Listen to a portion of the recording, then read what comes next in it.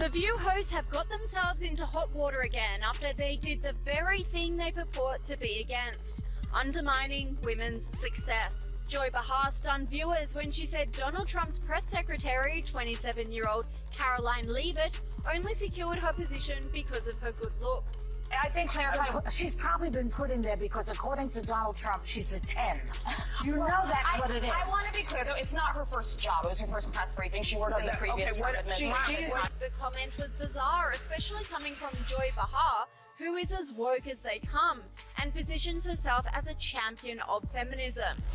This online commentator said, disgusting Joy Behar of The View accuses Karoline Leavitt of being hired only because Donald Trump thought she was a... The fallout from the latest controversy on The View is shaping up to be yet another harsh lesson in what happens when hosts underestimate their guests. This time, the target was Karoline Leavitt, the young, unapologetically conservative political strategist who's been making waves in the media. It all began when Joy Behar, with her signature smugness, dismissed Leavitt as being incapable, suggesting that her success was purely a result of her looks. From the moment Behar spoke, it was clear The View had crossed a line, but Leavitt wasn't about to let the insult slide. Instead of brushing it off, she fired back, effortlessly dismantling Behar's condescending remarks and exposing the hypocrisy at the core of the show's so-called feminist narrative. About the fact that Democrats have been labeling President Trump a to democracy for the better half of 10 years. Let's talk about how they have compared him to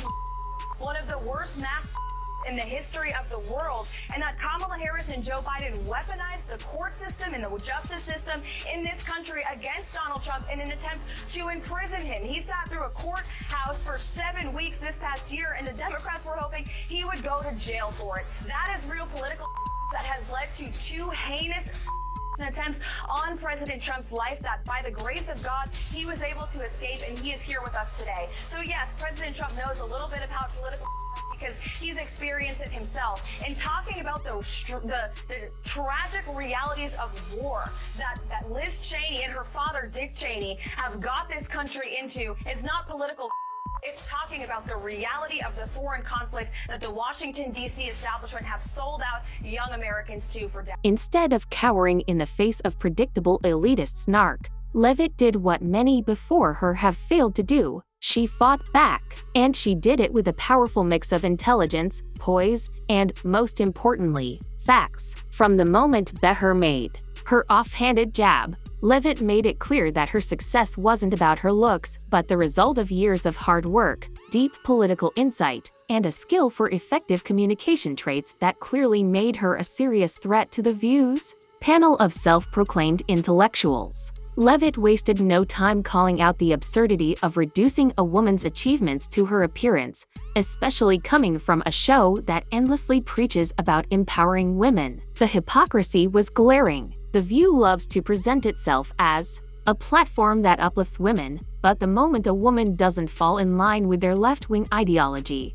they demean her in the very way they claim to oppose. The irony wasn't lost on anyone watching. Please, his opponents are saying to this very day the same rhetoric that led to those 2 attempts. The second attempt on President Trump's life echoed the sentiment that President Trump is a democracy. And if you're a deranged lunatic and you're mentally ill, you will believe that lie, and yes, you will take political like we have seen in 2 instances against President Trump. Last week, Tim Walz and Kamala Harris said that everyone who showed up to President Trump's rally at Madison Square Garden was a...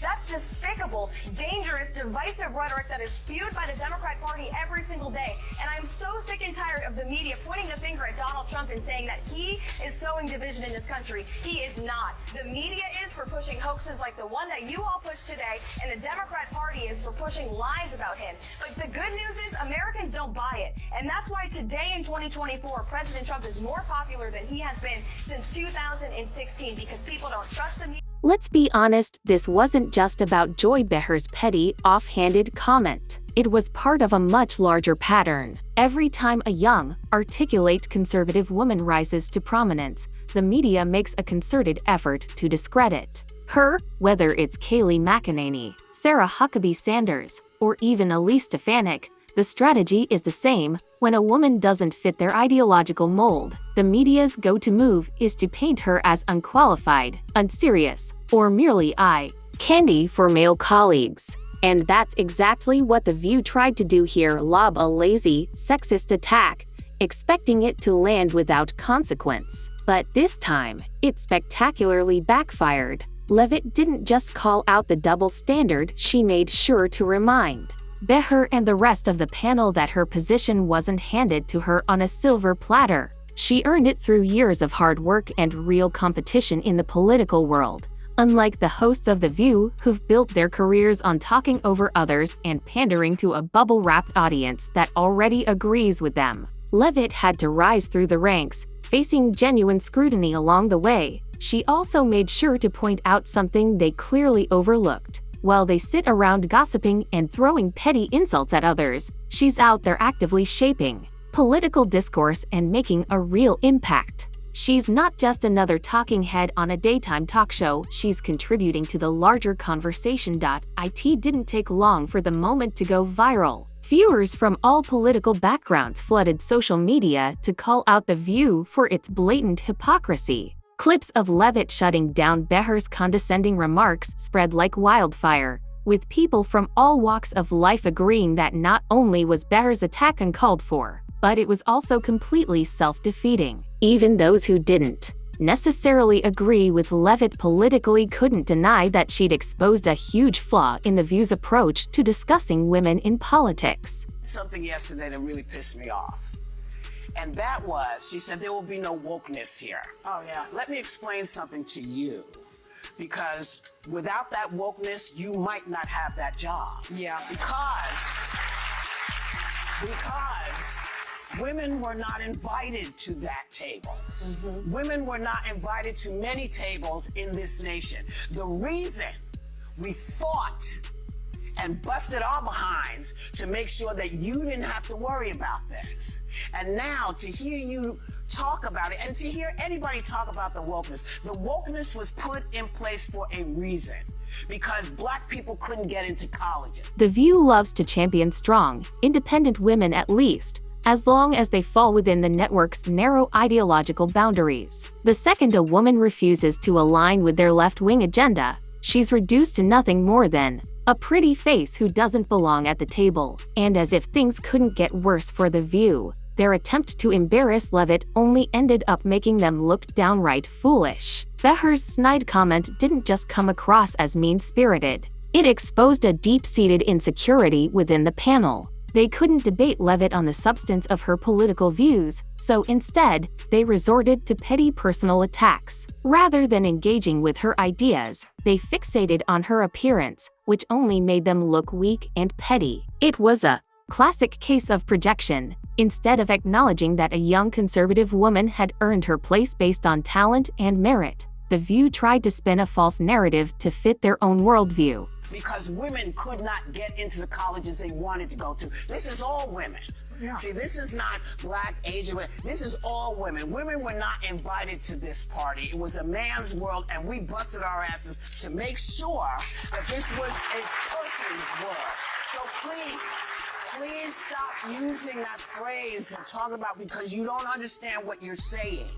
You're saying about yourself that, hey, that's a terrible thing to be. It's not a terrible thing to be. That's why we fought. That's what we were fighting for, so that you could stand in that podium, so that Catherine Jean-Pierre could stand at that podium. So women of all kinds of colors and ilks, wherever they came from, whatever their belief system was, they had the opportunity to bust down. Behind-the-scenes sources at ABC have reportedly admitted that the backlash from the incident was far worse than they anticipated. Executives, already growing tired of the show's endless cycle of controversy, are beginning to question whether Beher, who's been with the show for decades, might actually be doing more harm than good. While The View thrives on stirring up debate, there's a fine line between being controversial and being outright problematic. And this incident clearly crossed that line in a way the network can no longer ignore. What truly solidified this